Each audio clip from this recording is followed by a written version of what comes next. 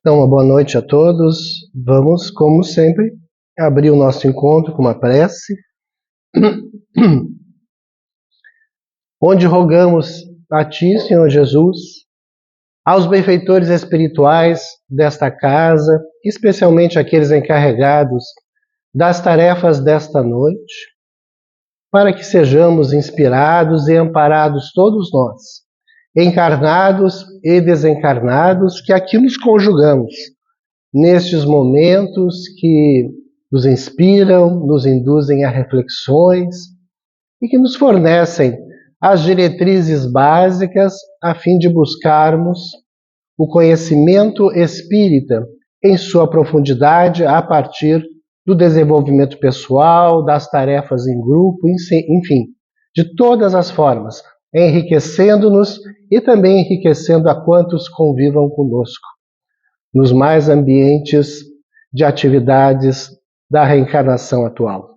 Assim sendo, rogamos mais uma vez a Tua presença entre nós e em Teu nome, em nome dos bons espíritos, abrimos o encontro da noite de hoje. E que assim seja, então.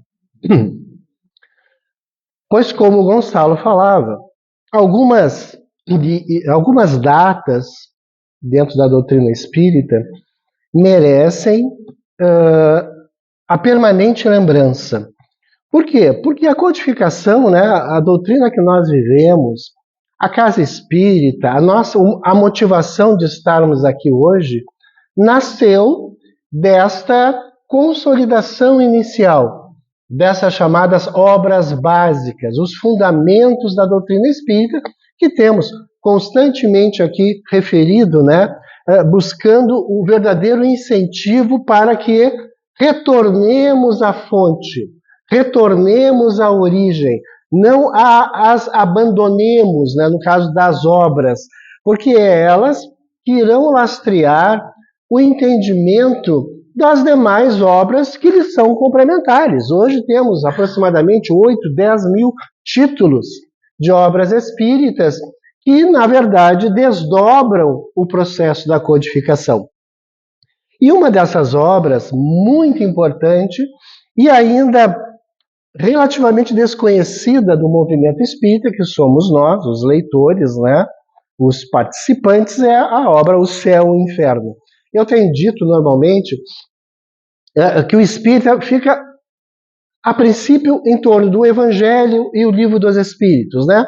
O Evangelho pela toda a constituição moral, né, todo o apoio e a explicação moral, né, as diretrizes para o nosso correto caminhar na existência, e o Livro dos Espíritos, que é formatado de um jeito muito especial, perguntas e respostas, que nos dá o chamado arcabouço primário.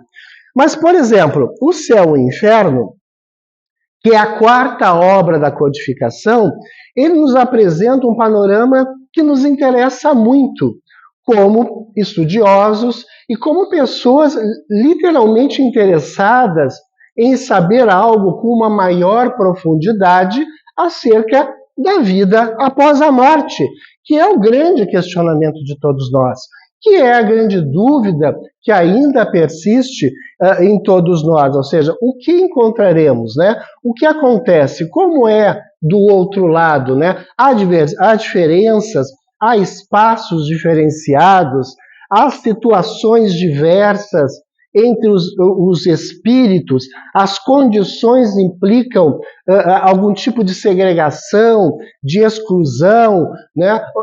Então, ou seja, aqueles questionamentos que a todos nós importa sobremaneira. Pois agora, dia 1º de agosto, então, ele completou 160 anos. 1º de agosto de 1865, a sua primeira edição. Então, em função do nosso tempo, que é sempre exíguo, nós vamos fazer uma rapidíssima análise do índice da obra, tecendo um rápido comentário acerca, a fim de situarmos-nos, então, no teor desta obra. O capítulo 1º é intitulado O Porvir e o Nada, que é exatamente a questão que levantávamos agora, que colocávamos agora. O porvir, o que será?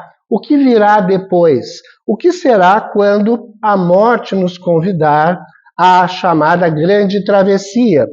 e a gente fica pensando já nesta ideia de grande travessia, já podemos ter um freio conforme as nossas convicções particulares. Porque quando falamos em travessia, atravessar, automaticamente nos situamos na ideia de uma outra margem, de um outro lado, e por consequência, na continuidade existencial. Para o materialista puro, para o espiritualista até mesmo confuso, né? Porque o espiritualismo é uma ideia muito generalizada, talvez o porvir não apresente grandes coisas. Talvez o porvir venha representar a nossa desagregação atômica molecular e nós iremos participar de um universo como uma partícula apenas somada às bilhões de partículas que compõem o cosmos. Mas isso, naturalmente, irá incidir sobre a permanência da nossa personalidade ou não. A continuidade do eu como sou ou não. Né? Eu não me importo, quer dizer, eu não buscaria, né, ter assim uma continuidade imaginando apenas que meus átomos estão dispersos pelo universo, por uma questão da própria lei da física. Eu gostaria de manter a integridade consciencial, a personalidade, os meus caracteres, os meus gostos, as minhas tendências, enfim. E é sobre isso que trata o capítulo 1, o porvir e o nada, ou seja, realmente existirá um porvir, uma continuidade, ou nada nos aguardará, ou seja, a desagregação será o nosso futuro. Esse é o grande questionamento, em suma, de tudo, que de uma certa forma resume a doutrina espírita. Acreditar na continuidade ou não? Se eu digo não, realmente eu vou fazer parte do universo molecular, então podemos parar por aqui e cada um irá seguir o seu caminho da melhor forma. Agora, se a ideia do porvir representar a continuidade, a integralidade da persona, então nós temos que ir adiante e buscar explicações e visualizar caminhos para a continuidade da vida, que é o grande propósito da doutrina espírita, apresentar essa continuidade dentro da sua imensidão. O capítulo 2 reporta-se então ao temor da morte. Allan Kardec e os bons espíritos dividem fazem duas análises, as causas do temor da morte e a razão por que os espíritas não temem a morte. Bom, as causas do temor da morte, elas são originadas exatamente em função das incertezas, né?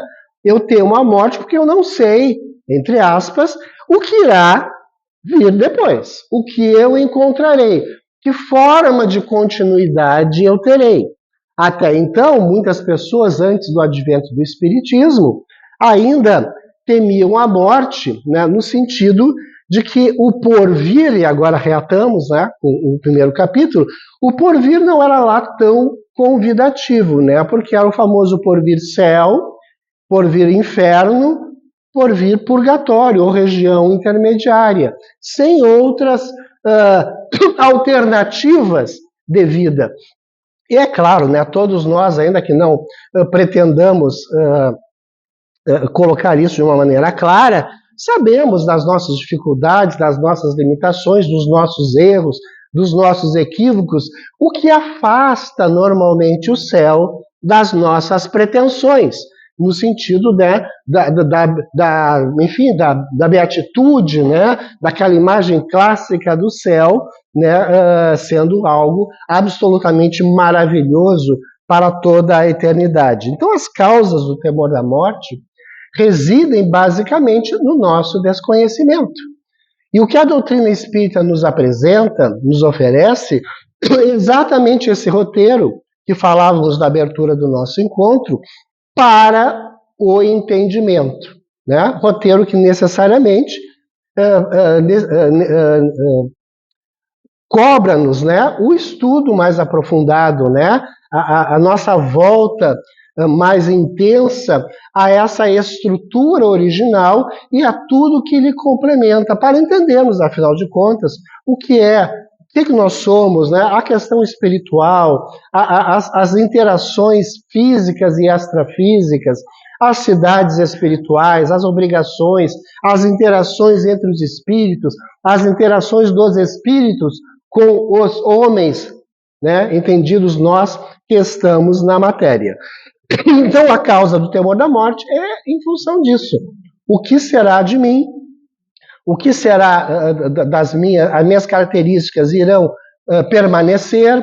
O meu status social, né, irá se manter ou não? Ou seja, os questionamentos, e este último que eu falava com relação ao status social, que foi praticamente o grande divisor de águas na história, quando foi decretado o fim, decretado entre aspas, o fim da reencarnação, porque não se admitia, no ano de 349, 350 aproximadamente da época cristã, não se admitia dentro da nobreza, né, que um rei, uma rainha, alguém de alto posto, pudesse se imaginar no além, despido do seu poder temporal, das suas riquezas, do seu poder de mando. Então, daí se faz, né, se realiza, se organiza um concílio, uma reunião, e se decreta oficialmente, como se assim fosse possível, o fim da chamada reencarnação, ou seja, não se reencarnará mais, pelo menos dentro daquela forma estruturada, clássica e segura, né? Porque o processo da reencarnação, a volta ao corpo físico, já era anunciada por Jesus, né? No mínimo 300 anos antes, em função de interesses particulares. E por que os espíritas não temem a morte? Propõe a obra O Céu e o Inferno. Não que os espíritas não temam a morte, mas eles entendem a morte como um processo, né, como uma etapa, ou mais uma etapa, a etapa que ele deverá naturalmente enfrentar, como todas as pessoas irão enfrentar, né, e a partir desta certeza, dessa convicção, desta permanência da individualidade, dessa permanência da proximidade dos amores realmente reais, né, não das relações apenas vamos dizer assim, estabelecidas por interesses diversos, mas os verdadeiros amores, os verdadeiros interesses irão continuar a se desenvolver com a mesma naturalidade de antes. Por isso é que se fala, e o capítulo desenvolve, a razão por que nós não tememos a morte. Uma coisa é não temer a morte, outra coisa é temer a forma como iremos desencarnar. Chico Xavier, já questionado sobre isso, afirmava naturalmente que ele não temia a morte, mas ele, na sua condição humana, é claro que temia a forma como se daria o passamento, que é algo perfeitamente natural, até mesmo em função, vamos dizer assim, do nosso instinto de conservação, de preservação dos conceitos próprios à nossa estrutura material.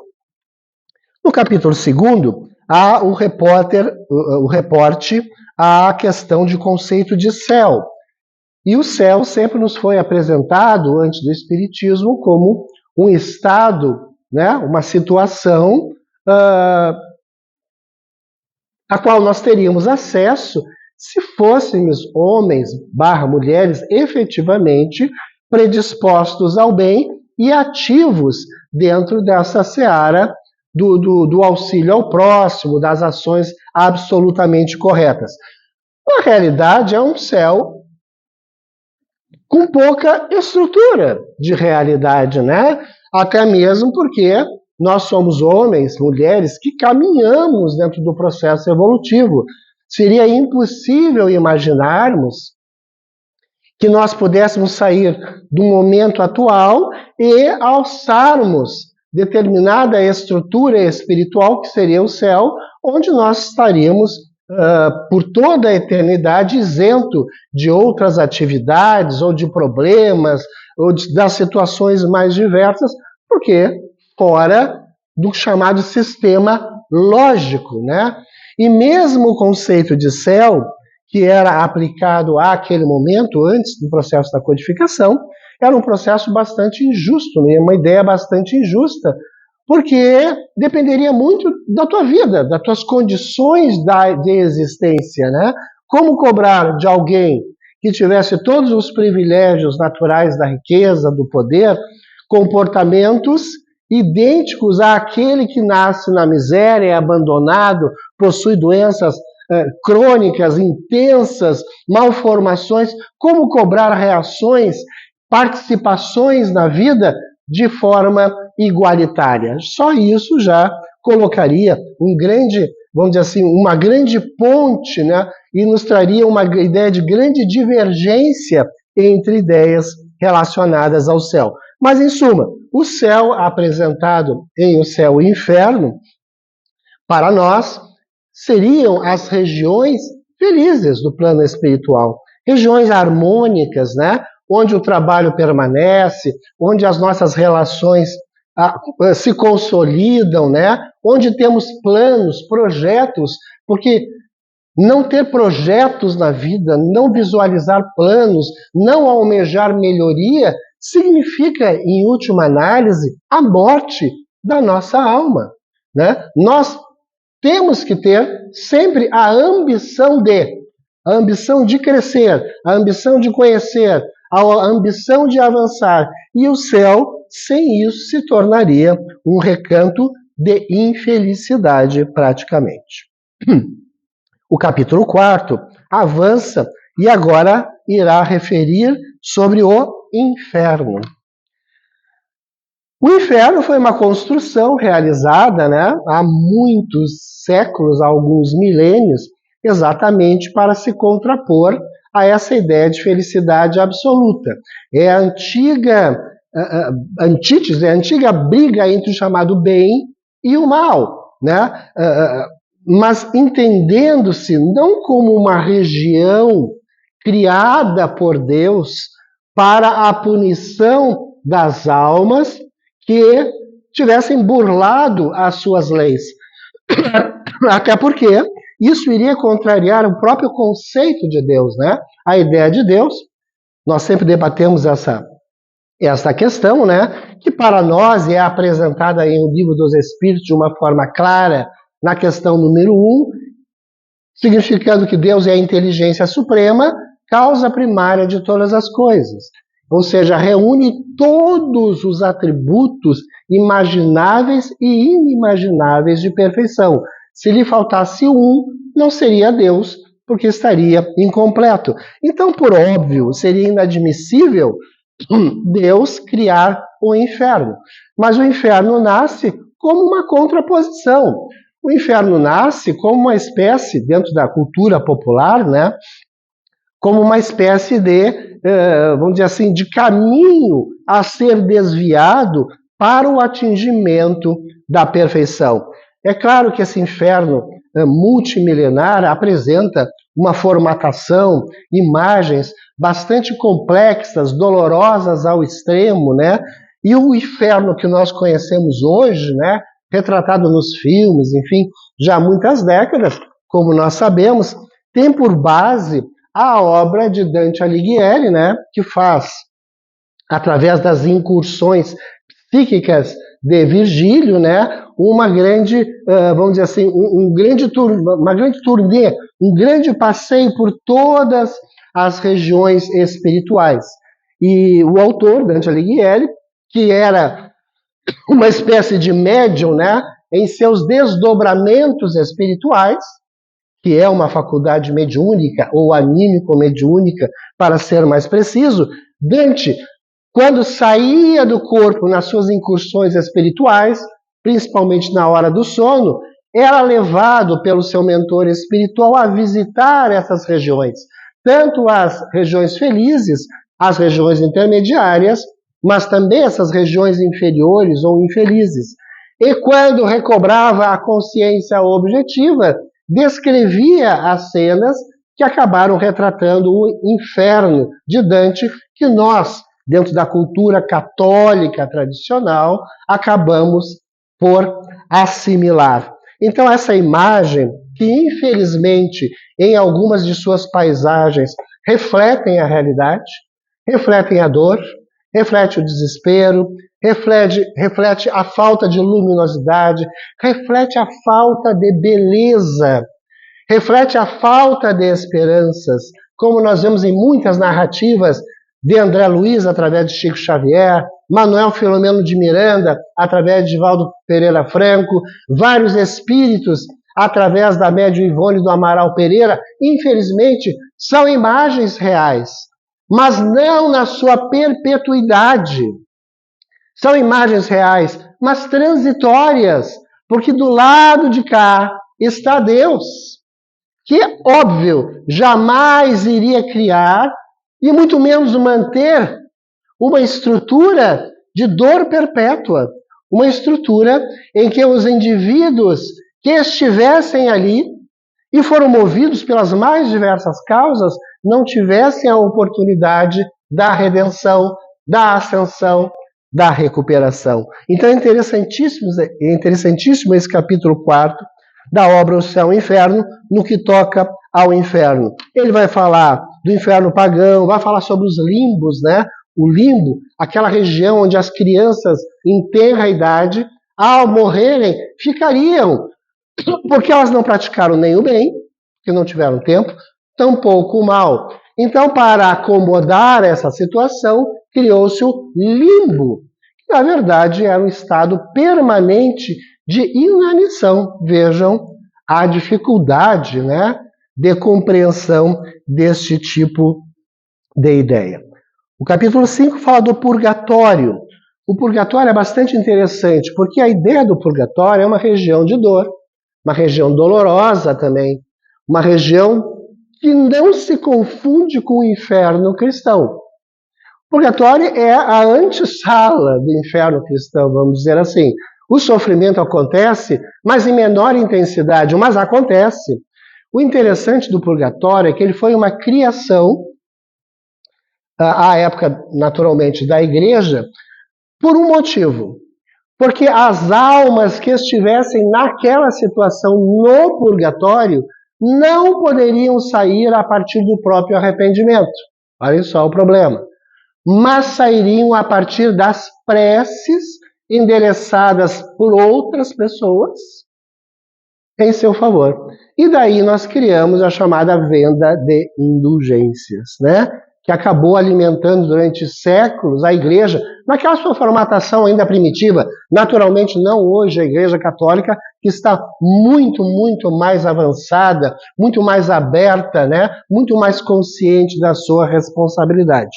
Mas essa era a ideia do purgatório, né? Nós, na doutrina espírita, se quiséssemos fazer algum paralelo, nós chamaríamos o purgatório de, efetivamente, regiões purgatoriais, mas regiões transitórias, onde o indivíduo ainda está em processo de acomodação psíquica, carregando as suas dores, com certeza, carregando as suas faltas, a sua problemática, mas de forma, de novo, transitória, sujeito, né, à própria reflexão que irão desenvolver, que irão realizar em momentos oportunos, muitas vezes realizadas aqui, nas reuniões mediúnicas, nos trabalhos de assistência aos desencarnados, através dos médiuns, né?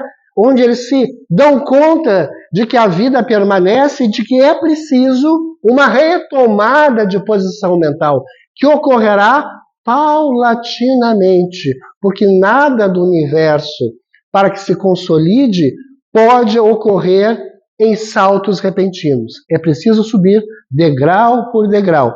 Esta ideia é uma associação que nós poderíamos fazer do purgatório clássico com algumas regiões aqui nas proximidades do planeta Terra, naturalmente, né, desses espíritos em perturbação. Tema que nós iremos tratar na quinta-feira agora, conforme o Gonçalo anunciou, no nosso encontro, né, relacionado a essa análise, ao equacionamento de questões ligadas, neste caso, a esse tema. Espíritos endurecidos é o título do nosso encontro nesta quinta-feira, exatamente comunicações mediúnicas que estão relacionadas nessa obra, O Céu e o Inferno, de espíritos que se comunicavam na Sociedade Parisiense de Estudos Espíritas e que Allan Kardec analisa as suas situações e nós iremos debater aqui as condições, né, as condições em que eles se apresentam.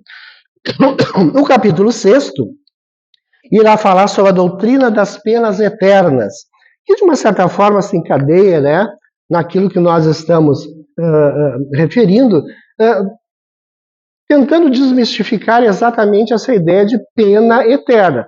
Porque pena, primeiramente, ela é, a nossa visão inicial é uma imposição de, né, no nosso sistema jurídico, né, a pena é a imposição de um magistrado após a análise de um processo, né, em que ele se baseia em provas, em situações, provas testemunhais, provas materiais, e irá aplicar algo que está consolidado, expresso nos códigos. Por exemplo, o Código Penal. Isso é a pena. Então, tu fizeste isso, o código prevê X punição, eu vou adequar a teu comportamento, a tua ação, à letra legal e tu irás cumprir tal penalidade.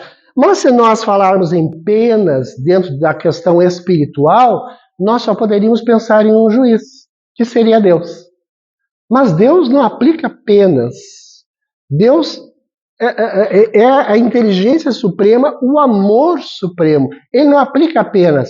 Então, a releitura das penas eternas deve ser feita da seguinte forma: o quanto eu me cobro, consciente ou inconsciente, acerca das minhas ações ou omissões. Ponto. Porque isso todos nós iremos fazer. Admitindo, não admitindo, mas o mal que fizemos ou o bem que deixamos de fazer está registrado em nós. Em algum momento, através de circunstâncias diversas, isso emerge e normalmente nós chamamos de remorso, consciência. Então, para que nós possamos nos livrar, entre aspas, a expressão, né, abandonar essa carga que ficará permanentemente depositada em nós, o que é preciso fazer? Ações positivas, agir no sentido oposto, né? Agir na recomposição, se não direta a fulano, a beltrano, a cicrano, ao mundo, porque a lei é de compensação, porque é baseada na lei de amor, né? Então a doutrina das penas eternas é óbvio que ela se desmancha em virtude desta eternidade. Ah, nós temos a eternidade para evoluir. Tudo bem, mas em uma complexidade fantástica. Aqui nós falamos em carregar a culpa, carregar esse sentimento pesado pela eternidade. Isso não acontecerá, porque a lei é de evolução. E se nós conscientemente não tomarmos esse novo caminho, irá ser movimentado pelos espíritos amigos, os benfeitores espirituais, situações existenciais que irão fazer com que ocorra essa purgação por outras vias, para nos libertarmos em definitivo. O capítulo 7 fala das penas futuras, então, segundo o Espiritismo, que é o que nós falamos agora, né? A carne é fraca, etc. e tal. A carne fraca no sentido de que durante o processo reencarnatório, como nós estamos, é óbvio que há o esquecimento daquilo que cometemos no passado.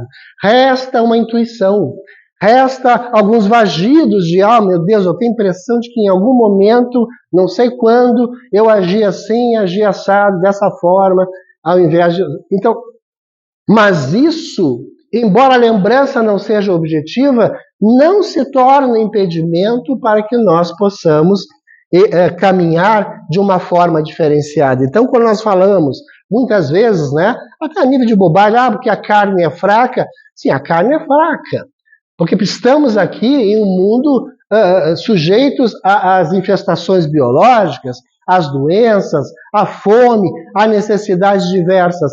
Mas quando já temos um espírito com maior lucidez, quando adquirimos uma consciência maior, e é o que a doutrina espírita se propõe a instigar em todos nós, ainda que a carne esteja sujeita às, vamos dizer assim, às intempéries da matéria, nós iremos conseguir dar a volta por cima. Veja como Chico Xavier, o grande exemplo, né? Cego de um olho, 30% da visão do outro, problemas cardíacos, N outras situações relacionadas à sua vida biológica, né, fisiológica, afirmava que o corpo estava doente, mas ele não tinha doença. O corpo estava porque está sujeito às leis materiais, mas ele, Chico, não estava doente porque ele estava bem, ele amava a vida e ele compreendia aquelas situações que agora o atingiam, né? Complementando o capítulo 8º, vai falar sobre os anjos, segundo a igreja e segundo o espiritismo. Falávamos também aqui rapidamente, em função do tempo, aceleramos, né? Dizendo que os anjos, na verdade, dentro da nossa concepção de planeta Terra, são aqueles espíritos que já adquiriram condições maiores diferenciadas e que, portanto, auxiliam o trabalho de Jesus, né, o nosso Cristo, né, um trabalho, vamos dizer assim, de modificação do planeta. Inspiram ações, atitudes, descobrimentos, né, cuidam literalmente do nosso planeta, estão numa esfera espiritual diferenciada, mas todos ainda ligados ao nosso planeta Terra, né? Porque a evolução é permanente. Acima da Terra, outros planetas, outros mundos superiores, acima da nossa galáxia, outras galáxias superiores, até o infinito. O capítulo 9 irá falar, por consequência, sobre os demônios, né? E de uma certa forma também comentávamos aqui que não são seres criados por Deus, não são seres que irão permanecer desta forma ou com estes propósitos durante a eternidade, porque senão isso iria contra o próprio processo da criação. Sim, muitos seres ainda se encontram bastante afastados da luz, pelos mais diversos motivos.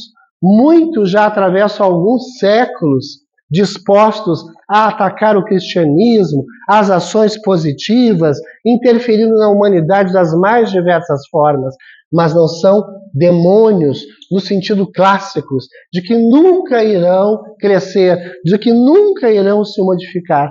A própria literatura espírita apresenta muitas vezes personagens de obras, como em Libertação, o espírito Gregório, que está há mais de 400 anos em uma região inferior, comandando legiões de espíritos, e que em determinado momento da sua existência será tocado pelo amor de Jesus a partir da aproximação de familiares, de entes queridos. Então aquele demônio que nós poderíamos antever na personalidade de Gregório, em algum momento deixou cair toda aquela sua armadura e iniciou o seu processo de ascensão a Deus. E no capítulo 11, o capítulo 10, perdão, é a intervenção dos demônios, entre aspas, nas modernas manifestações, já que a época em especial, e ainda hoje, não só a época de Allan Kardec, mas ainda hoje, há muitas pessoas que veem nas manifestações dos espíritos a intervenção dos demônios. Não são espíritos, são demônios. Não é teu pai, não é a tua mãe, não são entes queridos, são demônios se fazendo passar por essas pessoas. Esses que vêm e dão conselhos para o bem e tal, não são espíritos nobres, são demônios que querem enganar. E certa feita, ainda Chico Xavier teria dito, se estes que aconselham a fazer o bem, a perdoar, a modificar-se interiormente, são demônios, que venham então os demônios para as nossas vidas, porque nos tornamos melhores, nos tornamos pessoas melhores e somos melhores para a sociedade. Então, o capítulo 10 irá falar sobre a questão dessa intervenção dos demônios nas modernas manifestações, já que era a época inicial, né, do surgimento do Espiritismo. O capítulo 11 vai tratar da proibição da evocação dos mortos, que é bastante antiga, né, lá de Moisés, esclarecendo aquilo que nós já conhecemos de uma forma ou de outra, que se Moisés proibia a evocação dos mortos, é porque ela acontecia. Então os espíritos se manifestavam sim, os mortos se manifestavam sim, Mas o porquê da proibição àquela época e não na época atual? Por que àquela época? Porque as pessoas utilizavam esse comércio, esse intercâmbio para as questões mais básicas, mais comezinhas, para processos de adivinhação, para provocar malefícios em outrem. Então, seriam como crianças brincando com pólvora. O que o legislador, àquela época, antes de Jesus, quis então dizer com isso? Não, é proibido evocar os mortos. Por quê? Porque aquele tipo de trabalho, aquele tipo de evocação, aquela atividade seria muito mais prejudicial. Proíbe-se então, e mais adiante se explica como se faz a crianças. Não toque ali, não bote o dedo ali. Proibição. Quando atinge um pouquinho mais de maturidade, por causa da eletricidade, porque o choque pode ser mortal, porque isso acontece, é o que aconteceu e é o que estamos vivenciando. E concluindo, a segunda parte da obra O Céu e o Inferno são de exemplos, onde nós teremos comunicações das mais diversas, espíritos felizes, espíritos em condições medianas, espíritos sofredores, suicidas, criminosos arrependidos, expiações terrestres e outras classificações, para que nós, naquela época e hoje, que é extremamente atual, possamos entender qual a situação espiritual dessa diversidade de homens e mulheres que aportaram e aportam constantemente no plano espiritual. É a nossa vida. Pessoas que passam por expiações, que cometem crimes, como será o depois? Como eles se sentem? Os que se mataram, os suicidas, os espíritos sofredores dos mais diversos, com as mais diversas motivações, né? As condições medianas e os espíritos felizes, aqueles que se encontram bem orientados, bem, vamos dizer assim, já acomodados na nossa vida. Então esta é, em suma, a síntese dessa obra fantástica, O Céu e o Inferno, Allan Kardec. Adquiram, leiam, estudem e, se puderem, participem do nosso encontro na quinta-feira, onde nós vamos falar com mais detalhes sobre algumas destas manifestações. Vamos para o passo, então.